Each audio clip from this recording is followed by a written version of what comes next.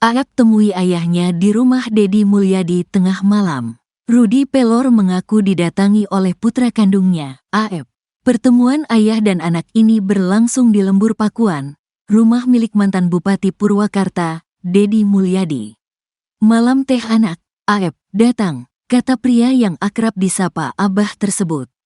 Dedi Mulyadi mengatakan, saat pertemuan Rudy Pelor dan Aep, dirinya sedang tidak ada di rumah. Sebab, ia sedang menonton wayang golek di wilayah Kuningan, Jawa Barat hingga menjelang subuh. Saya ges lalajo golek bah di Kuningan tadi peting, pulang setengah 3, setengah 3, kata Dedi Mulyadi kepada lelaki yang akrab disapa Abah olehnya. Abah Rudy bercerita, kedatangan Aep tak sendirian. Putranya tersebut dikawal 4 orang yang tak ia kenal. 4 orang itu pengacaranya. Aep, sempat telepon saya juga, kata Dedi Mulyadi dikutip tribunnews.bogor.com dari YouTube Kang Dedi Mulyadi Channel. Rudy Pelor mengaku tak bisa leluasa berbicara dengan putranya lantaran selalu dikawal 4 pengacaranya. Gimana mau saling curhat? Kita duduk ngerendeng, yang satu di samping saya, yang satu di samping Aep. Ia menyebut, 4 orang yang mengawal Aep itu 3 wanita dan 1 laki-laki. Ia pun kesal lantaran sulit berbicara dari hati ke hati dengan Aep. Hayang, ingin, ngobrol jeng anak teh kumaha carana, gimana caranya? Saya teh pengennya kalau ngobrol sama anak teh tak usah didampingi pengacara, kata Rudy. Rudy mengatakan, ia sempat memberikan nasihat kepada Aep ketika bertemu di rumah Dedi Mulyadi. Saya bilang ke Aep, Aep kalau memang Aep sayang sama orang tua, ikutin saran bapak, kata Rudy Pelor mengulang ucapannya kepada sang anak. Sementara itu, Dedi Mulyadi menegaskan jika dirinya hanya ingin menolong terpidana kasus Vina yang merasa tak melakukan hal seperti yang dituduhkan. Kan gini bah, saya mah tidak ada tujuan untuk ikut campur terhadap urusan hak orang lain. Bah, saya mah kolot ingin saling menyelamatkan. Ini ada orang di penjara yang yakin 100% tidak merasa salah. Tinggal Aep 1, saksi kunci. Red, yang 2 sudah ngaku bahwa dia bohong. Itu kalau Aep bersaksi nanti keluarganya kumpul, kita saling memaafkan yang ke belakang mah sudahlah, ujarnya. Ibtu Rudiana akhir membuka isi CCTV kasus Vina Cirebon. Ayah Eki, Ibtu Rudiana pun mengakui bahwa ada CCTV di sekitar lokasi penemuan jasad Vina, Jembatan Talun Cirebon, Jawa Barat. Ibtu Rudiana mengutarakan alasan CCTV tidak diajukan menjadi bukti dalam sidang kasus Vina Cirebon. CCTV di Jalan Perjuangan dan Jembatan Talun turut menjadi polemik dalam kasus Vina Cirebon. Banyak kecurigaan bahwa CCTV merekam kejadian yang dialami Eki dan Vina pada Sabtu 27 Agustus 2016 silam. CCTV kasus Vina semakin ramai diperbincangkan setelah terungkap bahwa anak buah Ibtu Rudiana, Bribka Gugum Gumilar mengakui telah membuka isinya. Pengakuan itu tertuan dari hasil putusan sidang kasus Vina Cirebon 2017 silam. Kini Ibtu Rudiana mengakui dia dan 3 anak buahnya memang mengecek beberapa CCTV. Ibtu Rudiana mengaku telah membuka isi rekaman CCTV. Ibtu Rudiana mengungkap isi CCTV kasus Vina tidak jelas. Kata Kapolsek Kapetakan Cirebon ini, CCTV tersebut tidak merekam ke arah Jembatan Talun. Namun CCTV tidak jelas menghadap jalan raya, cuma mengarah ke depan perumahan dan itu saya sampaikan ke penyidik, kata Ibtu Rudiana. CCTV tidak mengarah ke flyover, ke jalan raya saja tidak melihat jelas, dan saya tidak mengambil, kata Ibtu Rudiana.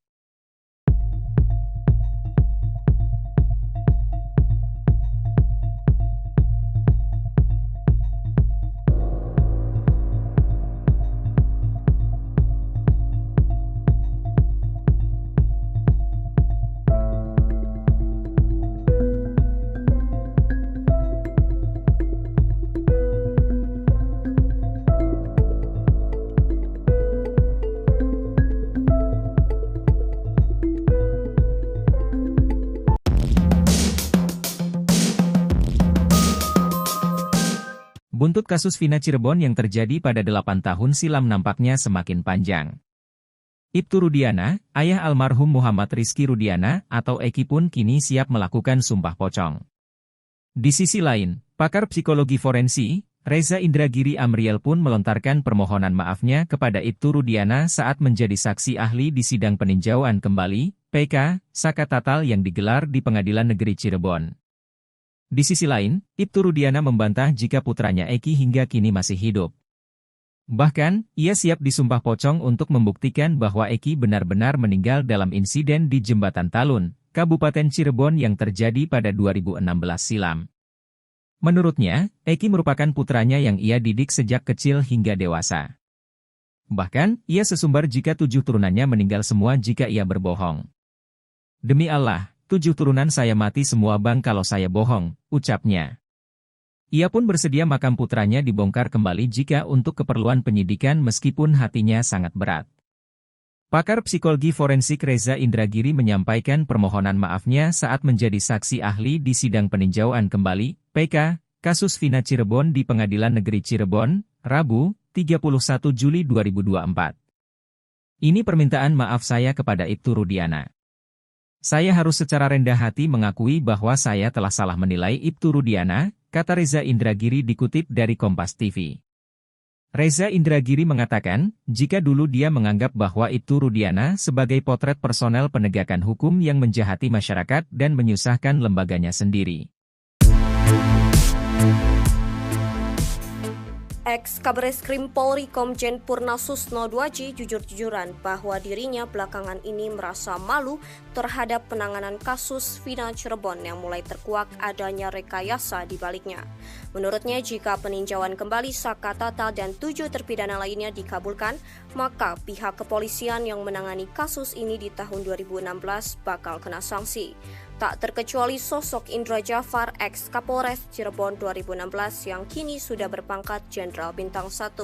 Seandainya ia masih aktif menjabat sebagai Kabareskrim, Susno bakal memberikan sanksi tegas terhadap para oknum polisi yang terlibat kasus ini. Susno sejujurnya mengaku malu dengan kelakuan polisi dalam menangani kasus Vina yang diyakininya telah merekayasa sedemikian rapi. Namun, akhirnya bangkai yang ditutup-tutupi polisi selama ini toh tercium juga oleh rakyat yang marah. Sebenarnya cerita film Vina sebelum 7 hari yang tayang di bioskop-bioskop menyudutkan para terpidana, yaitu Jaya, Supriyanto, Eka Sandi, Hadi Saputra, Eko Ramadhani, Sudirman, Rivaldi Aditya Wardana, dan Saka Tatal. Rakyat pun awalnya meradang hingga menghujat para terpidana tersebut. Namun, adanya campur tangan Tuhan, kata Susno, yang membuat kasus ini justru membongkar kebenaran yang sesungguhnya.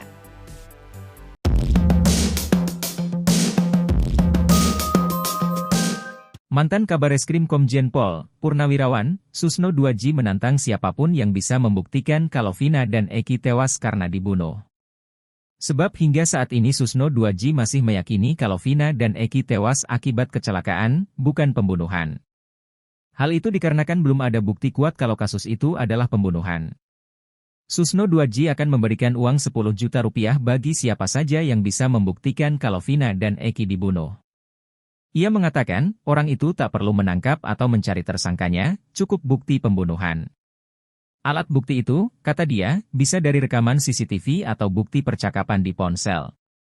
Menurut Susno Dwaji, kasus kecelakaan Vina dan Eki yang ditangani Polres Cirebon di Kabupaten tidak mengusut ke arah sana. Hal itu terlihat pada bukti-bukti yang ada di TKP penemuan Vina dan Eki pada malam kejadian. Sehingga peristiwa itu disimpulkan sebagai kecelakaan tunggal. Bahkan Susno Dwaji yakin bahwa penegak hukum memiliki pandangan yang sama, bahwa kasus ini kecelakaan. Sebab pada malam itu, ditemukan 1 orang meninggal laki-laki, dan 1 orang perempuan masih hidup. Polres Cirebon yang menangani kasus malam itu menurut Susno Dwaji sudah benar. Sementara kasus pembunuhan yang mengakibatkan 7 terpidana dihukum seumur hidup ini nyatanya tak ada. Mantan Kabareskrim Polri, Komjen Purnawirawan Susno Dwaji mengungkap soal kong-kali-kong di kasus Vina. Hal itu diungkap Susno Dwaji saat menjadi saksi ahli di sidang peninjauan kembali Saka Tatal, Rabu, 31 Juli 2024. Susno Dwaji menerangkan, dalam suatu kasus pembunuhan diperlukan alat bukti yang kuat oleh penyidik untuk menetapkan seseorang sebagai tersangka. Dalam suatu peristiwa jika pelaku utamanya tidak ada alias fiktif, bagaimana mungkin ada pelaku lain yang dipidanakan dalam sebuah peristiwa yang tak ada? Kalau pelaku utama fiktif, Bagaimana dengan yang lain, kata Susno Duadi dikutip dari tayangan salah satu TV swasta. Saat ditanya oleh kuasa hukum Saka Tatal apakah ada sanksi apa bagi penyidik yang melakukan kesalahan atau melanggar prosedur dalam menangani perkara. Susno pun menegaskan pasti ada sanksinya. Menurutnya, pemberian sanksi itu akan dilakukan di setiap institusi masing-masing jika melakukan kesalahan dalam menangani sebuah perkara hukum. Andai terjadi kong-kali-kong antara penyidik, penuntut dan mungkin sampai ke hakim, kata dia. Kita berandai-andai jangan dikatakan saya menuduh, yang jelas masing-masing institusi akan memberikan sanksi. Polri punya kode etik dan propam, kejaksaan pun saya yakin ketat sekali mereka, pengadilan pun sama. Dan kita berharap memang harus diberikan saksi kalau kita mau menjadi negara hukum yang baik, sambungnya. Apakah hal ini terjadi? Ya bisa saja wong manusia. Ini andai, saya tidak menukik pada satu kasus,